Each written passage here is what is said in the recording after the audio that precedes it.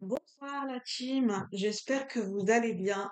Je suis contente de vous retrouver dans ce partage pour parler une vidéo destinée pour les hypersensibles et les empathes, puisque je suis moi-même sur ce chemin et c'est important pour moi de faire des vidéos pour mettre en avant certains points, certaines difficultés qui peuvent être rencontrées par les personnes qui ressentent les émotions des autres. Euh, j'ai l'impression que la vidéo elle a l'air d'être un peu en décalage, on verra bien. Je vais essayer de poser les choses. Euh, Quand on est en pâte, on s'en rend pas compte. Des fois, il peut se passer des mois, il peut se passer des années pour qu'on puisse enfin comprendre et ressentir nos mécanismes. C'est que quand on est en pâte, il y a des moments où on vit des grosses périodes de difficulté, de désespoir, de stress intense. Je ne parle pas de dépression. Voilà, là je parle voilà en dehors de la dépression qui est une maladie. Mais il y a des moments où on a des périodes ou des grosses fluctuations émotionnelles et en fait on s'habitue. C'est ça le problème quand on est hypersensible en pâte, quand notre empathie elle n'est pas forcément maîtrisée, dans le sens où elle est pas, notre mécanisme en tant qu'empathe n'est pas connu, n'est pas reconnu, n'est pas conscientisé, notamment sur le début du chemin. Eh bien, on s'identifie à nos émotions et même encore moi aujourd'hui, je m'identifie beaucoup. En fait, on fusionne avec notre émotion et on ne fait qu'un avec notre émotion. On s'identifie à notre tristesse, on s'identifie à notre colère, on croit qu'on est une personne qui est coléreuse, on croit qu'on est une personne qui est triste, on se prend pour quelqu'un de déprimé. Alors que dans le fond, moi, je me suis reconnectée, je sais que je suis une personne très joyeuse, très pétillante, que c'est ma nature profonde. Et je sais que je comprends autant les émotions les plus tristes que les émotions les plus joyeuses. Et j'ai tous ces paradoxes en moi. Ça ne veut pas dire que je suis fondamentalement tout le temps une personne joyeuse ou tout le temps une personne triste. Mais ça, c'est le problème la grosse difficulté des empathes, c'est voilà, de s'identifier et vraiment de fusionner avec l'émotion. Et donc, euh, au fur et à mesure, on comprend que les émotions ne sont que passagères, que c'est pas parce qu'on est à l'aise et qu'on est à l'aise à comprendre la tristesse de quelqu'un qu'on est obligé de fusionner. On peut être dans la compassion sans pour autant fusionner. Mais le comprendre, ça ne fait pas tout. Parce que inconsciemment, on a appris à être éponge émotionnelle, surtout quand on est hypersensible en pâte au début du chemin et qu'on n'a pas conscience de tout ça. Donc on est imbibé et en fait on prend sur notre dos, on fusionne avec les émotions des gens qui nous entourent. Ce qui fait qu'après on accumule beaucoup et on est dans la confusion émotionnelle et on est dans les montagnes russes émotionnelles, on ne fait que le yo-yo émotionnel et des fois on traverse des grosses phases où on ressent un vide émotionnel. Parce qu'on a tellement accumulé d'émotions qu'à un moment donné, ça fait comme le creux de la vague, le soufflet qui retombe, et on est dans un vide émotionnel. Et on est habitué à ressentir tout le temps de l'adrénaline, des montagnes russes émotionnelles, et on a l'impression que c'est naturel.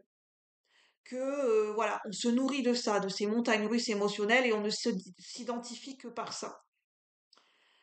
Et à partir du moment où on commence à ressentir et à prendre du recul et à ressentir que, tiens, cette tristesse, c'est pas tout à fait la mienne. Là, je ressens qu'il y a une intensité, une accumulation, euh, et qu'on commence à percevoir les différences les différentes panels d'émotions et qu'on commence à connaître les différents degrés des émotions, l'intensité, et que on commence à dire, tiens,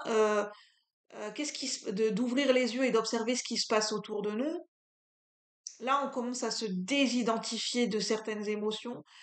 Oui, je suis triste, mais cette intensité, elle a été accumulée et renforcée par rapport au fait que, je sais pas, il s'est passé tel événement, où j'ai croisé telle personne, ou dans mon environnement, voilà, il y a eu tel événement, telle situation, et ça vient rentrer en corrélation avec tout ça. Et c'est pas forcément ma tristesse de base. C'est une tristesse qui a été renforcée. J'ai fusionné avec tout ce qui se passe autour de moi et tout ce que j'ai rencontré dans ma journée, dans ma semaine ou au cours d'un événement.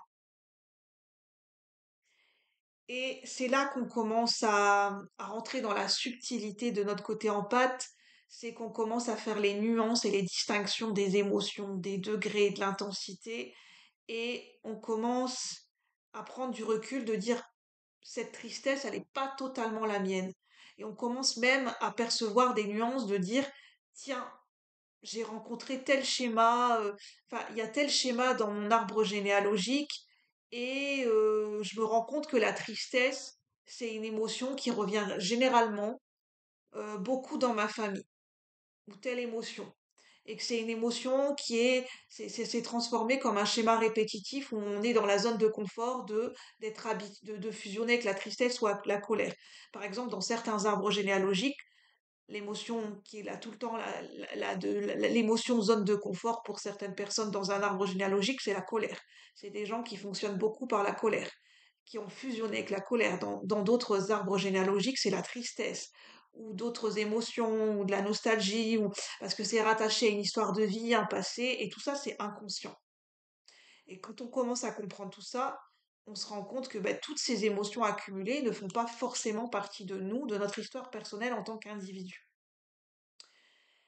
Et c'est ça que j'avais envie de vous partager parce que c'est la grosse difficulté des empathes, c'est ce côté éponge émotionnelle qu'on fusionne avec toutes les émotions de notre environnement et qu'on fait qu'on s'identifie à toutes ces émotions et à toutes ces fluctuations émotionnelles.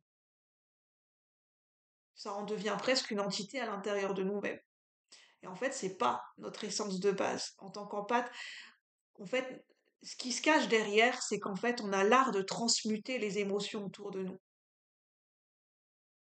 Mais c'est pas pour autant qu'on nous demande de nous identifier et de porter le fardeau de tout ce qui se passe autour de nous. C'est là la subtilité et le chemin de l'empathe. Le véritable chemin de l'empathe qui se reconnaît lui-même. Voilà, c'est ça que j'avais envie de vous partager. J'espère que ça pourra résonner. J'ai essayé de mettre les mots qui me venaient à un instant T. Donc, en tout cas, j'espère que ça pourra résonner avec les personnes qui se reconnaissent hypersensibles ou empathes. N'hésitez pas à me dire ce que vous en avez pensé de cette vidéo. Vous pouvez liker, vous pouvez partager. Voilà, en tout cas, moi j'espère que ça pourra vous aider à identifier, à mettre des mots sur ce que vous ressentez en tant qu'empathe. Merci. Je vous souhaite une bonne soirée et je vous dis à bientôt pour de nouveaux partages. Merci la team. Bonne soirée.